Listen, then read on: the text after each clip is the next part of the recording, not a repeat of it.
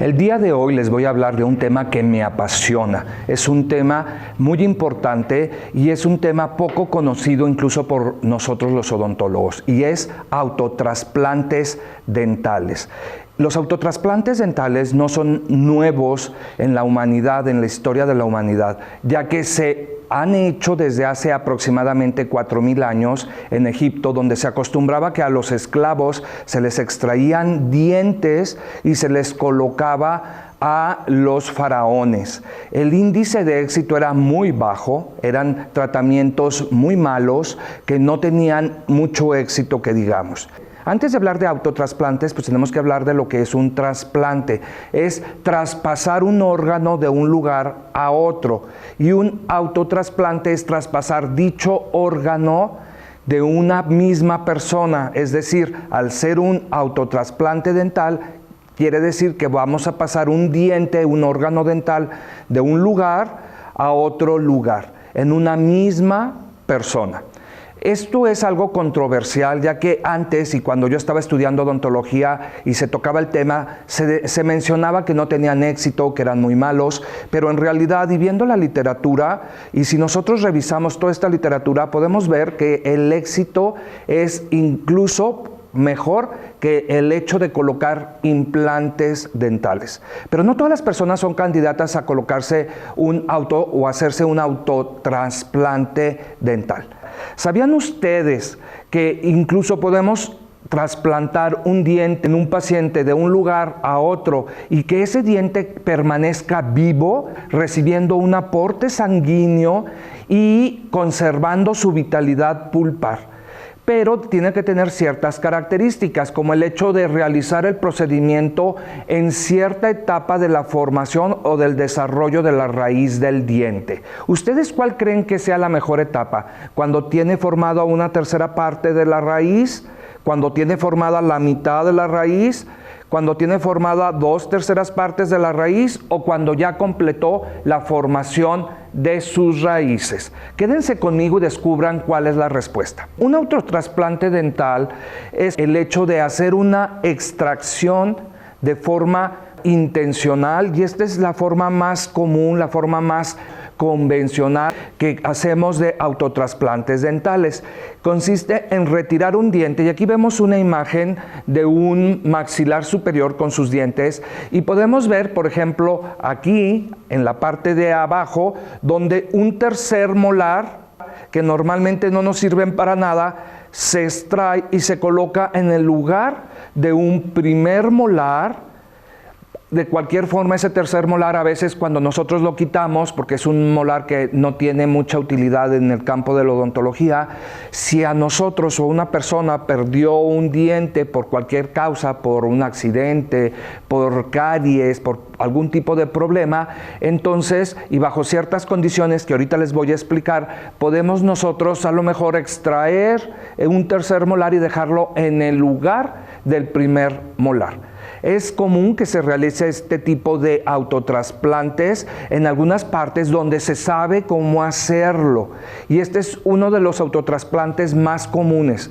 Es un procedimiento muy poco conocido, muy poco realizado, muy poco experimentado, a pesar de la tasa o el índice de éxitos tan elevada. También los premolares son muy socorridos, sobre todo, por ejemplo, en ortodoncia, que nosotros como ortodoncistas, al menos yo, muchos de nuestros pacientes requieren tratamientos con extracciones, donde requerimos quitar, ya sea en su mayoría de las ocasiones, primeros premolares, y entonces al retirar esos premolares, en lugar de ponerlos en un contenedor o en lugar de deshacernos de ellos, podemos emplearlos y colocarlos en sitios donde haya ausencias congénitas. Aquí ya hemos hablado de lo que son las ausencias congénitas, cuáles son los dientes que más agenesia presentan, es decir, no se forman, no salen, y entonces quedan estos espacios. Está indicado cuando nosotros lo podemos planear con tiempo. ¿Cuáles son los requisitos para un autotrasplante dental exitoso. El diente tiene que estar, que se va a trasplantar, debe de estar sano, no debe de tener daño periodontal, la salud de la persona en general y su salud bucal debe de ser muy buena, no debe de tener caries. La persona que va a hacer el autotrasplante tiene que ser un conocedor, debe de saber que debe de tener muy en cuenta el tiempo que debe de transcurrir al momento en que hace la extracción del diente y al momento en que lo vuelve a implantar o lo va a implantar otra vez en la boca. Se debe de realizar de una forma muy cuidadosa, sin dañar lo que es el ligamento periodontal, para que pueda reimplantarse los tejidos y que quede lo más sano y pueda preservar. Al final vamos a ver algunas ventajas que tiene muchas ventajas el hecho de hacer autotrasplantes. Y bueno, pues también, y en su mayoría de las ocasiones, se tiene que fijar, digamos, ferulizar. Existen algunos estudios y bueno, ahorita les voy a mencionar un autor que es muy famoso, que es una referencia en el campo de los autotrasplantes dentales, que incluso él no los fija después de hacer el autotrasplante y coloca cargas, es decir, coloca brackets y les coloca casi inmediatamente a unas horas, a unos días de haber hecho el autotrasplante, coloca para hacer movimientos de ortodoncia. Eso se le llama, digamos, carga inmediata, es decir, luego que se hace el autotrasplante, reciben carga inmediata y con una tasa de éxito muy elevada. Uno de los dientes que más se autotrasplanta es precisamente los premolares. Y aquí yo hago una comparación de los premolares superiores con respecto a los inferiores. Los superiores tienen una forma un poco más grande, la raíz incluso es más grande que la de los inferiores. Es muy apto para también hacer autotrasplantes, al igual que los inferiores. A veces se acostumbra a trasplantar algún segundo o primer premolar inferior al lugar de un incisivo lateral ausente por una agenesia o ausencia congénita de incisivos laterales. Pero, por ejemplo, a mí, en lo particular, cuando pienso en hacer un autotrasplante, generalmente lo que más me gusta es que quede vital el diente, que no vaya a requerir una corona dental, que no vaya a requerir un tratamiento muy complicado después, que lo haga económico y muy estético. Por lo tanto, a mí sí me gusta autotrasplantar premolares a sitios de premolares. Entonces, cuando hay ausencia congénita de segundos premolares, ya sea superiores o inferiores, que en realidad las ausencias congénitas de segundos premolares son muy comunes, sobre todo las inferiores. Entonces, si yo le voy a hacer un tratamiento de ortodoncia al paciente donde requiere extracciones de primeros premolares superiores, ese primer premolar superior lo extraigo y una vez que lo extraigo, quito el diente de leche. Al final de cuentas es un diente temporal que está ahí de forma transitoria o temporal, que se supone que le debe de guardar el lugar al premolar que no existe, que no se formó, que no va a salir, que no va a erupcionar, y este premolar que extraje lo coloco en ese sitio. Al ser de premolar a premolar, pues mantiene una forma bastante adecuada. Hay quien dice que se debe de mantener en infraoclusión, un poquito más abajo, para que no tope con el diente de arriba, y se han hecho estudios también donde se dice que para preservar la vitalidad del diente tiene que estar prácticamente en un margen de menos de 38 minutos. Yo por esto primero quito el diente de leche, preparo el nicho, que este es el nicho receptor, y una vez que ya tengo el nicho receptor y tomando en cuenta que la longitud es más larga la del premolar superior que la del inferior, calculo que el espacio en donde voy a insertar sea el suficiente para que una vez que meta el premolar superior quede en infraoclusión. A mí en realidad sí me gusta ferulizar. Existe esta posibilidad incluso para sustituir el empleo de implantes dentales, que los implantes dentales también tienen un índice de éxito, digamos, hasta del 95%. del 90 al 95% cuando se hacen bajo las condiciones requeridas, pero la tasa de autotrasplantar un órgano dental, si se hacen también bajo las condiciones requeridas, se han reportado, según algunas personas, que es del 80% al 90%, pero hay quien lo reporta del 95% al 98%. Sin embargo, si nosotros revisamos la literatura, y ni siquiera la literatura es tan nueva, es básicamente el principal autor data de los años 90, prácticamente de 1995, y a partir de ahí, pues solamente se han hecho pocos estudios que realmente valgan la pena. Pero bueno, miren, por ejemplo, les quiero mencionar un caso de mi consulta donde por falta de preparación, a lo mejor no se le propuso al paciente que se le colocara el primer premolar superior. En la parte de arriba ustedes pueden ver esas flechas blancas. Ahí esas flechas blancas, originalmente existió un primer premolar que se extrajo por motivos de ortodoncia para poder mejorar la oclusión. El paciente tenía que caer en una clase 1 canina y en una clase 1 molar. Ahí donde ustedes ven las flechas amarillas, esos son dientes de leche en una persona que obviamente no tiene los segundos premolares. Entonces esos dientes se encuentran sumergidos, están más abajo, no están en oclusión, y ese diente que extrajimos se pudo haber colocado en esos espacios. Y hay ciertos requerimientos que ahorita yo les voy a mencionar, bajo los cuales nosotros vamos a asegurar una mayor cantidad de éxito y obviamente pues podemos incluso asegurar la vitalidad del diente. Entonces ahí estaría muy bien, porque a este paciente lo que se le propuso básicamente es, ya al momento en que pierdas estos temporales, estos dientes de leche, te colocas un implante, porque era una paciente de 15, 16 años. Entonces, ahorita vamos a ver por qué no se hicieron los autotrasplantes. La tasa de éxito, que es lo que les mencionaba, lo menciona precisamente el doctor Andreessen, que es un ortodoncista que para mí es un punto de referencia. Incluso tiene un atlas, un libro donde demuestra cómo, en qué momento se debe de hacer. Tiene una alta casuística de casos tratados con autotrasplantes, donde ha hecho estudios en personas a largo plazo, donde ha visto los resultados incluso después de 13 años de realizados estos autotrasplantes, para ver si permanecen en boca y bajo qué condiciones permanecen en boca. Y si se fijan ustedes, son estudios de 370 premolares autotransplantados, y la tasa del éxito después de 13 años es del 95 al 98%, incluso superior a la tasa de éxito de los implantes dentales, que son ahora ya tan comunes, y los pacientes a veces dicen, es que quiero un implante dental. Pero ¿qué sucede? Los implantes dentales no se pueden colocar en personas jóvenes, tienen un costo que obviamente es mucho más elevado que al momento de que nosotros hacemos un autotrasplante de nuestro mismo cuerpo.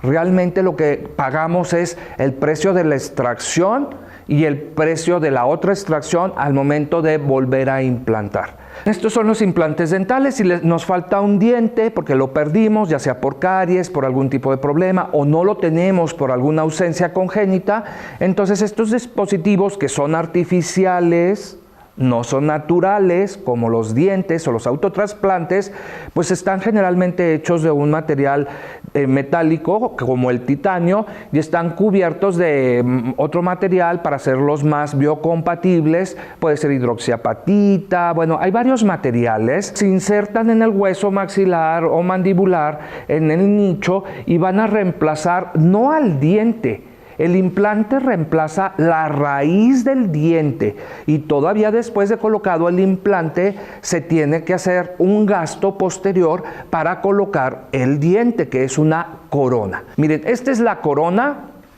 Las coronas dentales, tenga implante o no tenga implante, se colocan encima de muñones de dientes que están destruidos o que se les ha hecho, por ejemplo, tratamientos de endodoncia para poder tener una protección cuspidia, para que al momento de recibir las cargas o las fuerzas durante la masticación puedan soportar y no se vaya a fracturar, y pueda permanecer en boca en buenas condiciones, dando un buen servicio para la masticación. Esta, que es como unas capas artificiales bucales que se colocan por encima de estos muñones o de este implante, por ejemplo, se les da una forma similar, un tamaño similar al diente natural.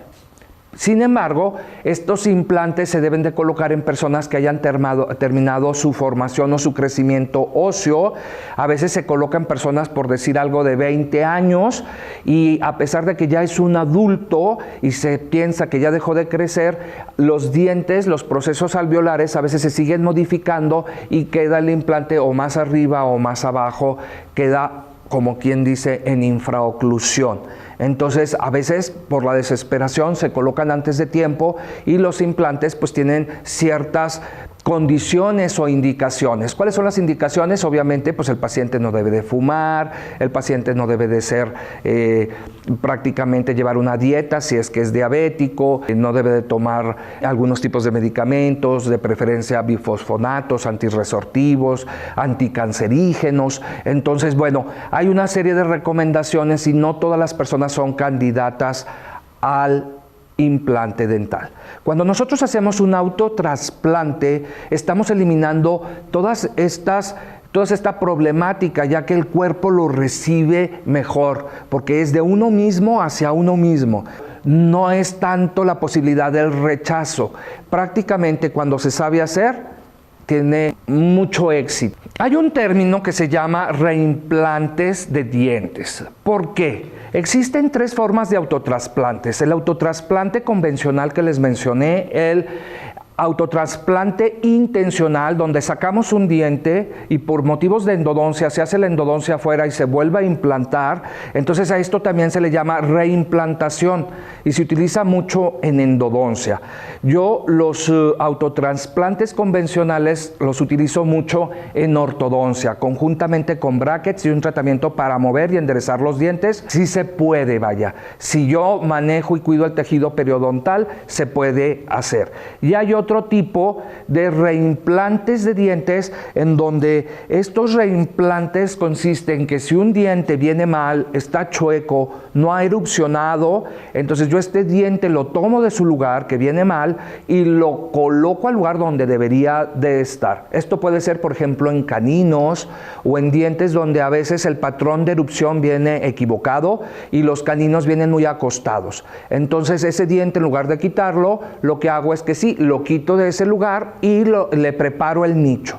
Se tiene que preparar de preferencia el nicho para no perder el tiempo en el trasplante o el autotrasplante. Mientras menos tiempo dure fuera de boca, el éxito del autotrasplante es mejor. Se han hecho tablas, se han hecho estudios y bueno, pues si se tarda unos 5 minutos, entonces el éxito es prácticamente casi al 100%. Si se tarda uno 40 minutos, pues entonces ya va mermando la tasa de éxito. Tenemos que ver que ya esté todo preparado, todo listo, el nicho listo donde lo vamos a recibir y ya una vez que hacemos la extracción, prácticamente volvemos a trasplantar. Este es un caso de reimplantación, pero por abulsión. Este paciente en realidad tuvo un accidente, esto no fue intencional, y al momento en que se le salió el diente, donde ven la flecha amarilla, que tiene así como un contorno de la encía un poquito sanguinoliento, es porque jugando fútbol le dieron un golpe, se salió el diente completitito, regresó al consultorio después de 1 hora, obviamente se perdió la vitalidad, pero primero lo coloqué y lo ferulicé. Después se le tuvo que colocar una corona, ahí donde están viendo en su pantalla del lado derecho, es ya la corona después de haber realizado la reimplantación, la endodoncia y la corona. Tenemos aquí un video, me interesa que lo vean. Este video pues es una colaboración que me hizo, que me lo cedió un doctor, un especialista en endodoncia que radica en la ciudad de Nayarit, en Tepic, Nayarit, prácticamente, y es el doctor Miguel Villegas, quien es catedrático. Saca la muela, después de que saca la muela le recorta el ápice, las puntas, sin tocar el ligamento, sin tocar las raíces, prácticamente sosteniendo con el forceps desde la parte de la corona, y va a ser una obturación retrógrada, que así se llama. Esta obturación retrógrada quiere decir como una obturación desde la punta de la raíz hacia adentro, como normalmente no se hace, es decir, al contrario, limpia, sella. Obviamente ya está recortada, aquí vemos un acercamiento y se vuelve a insertar, a reimplantar. Yo le agradezco al doctor su colaboración.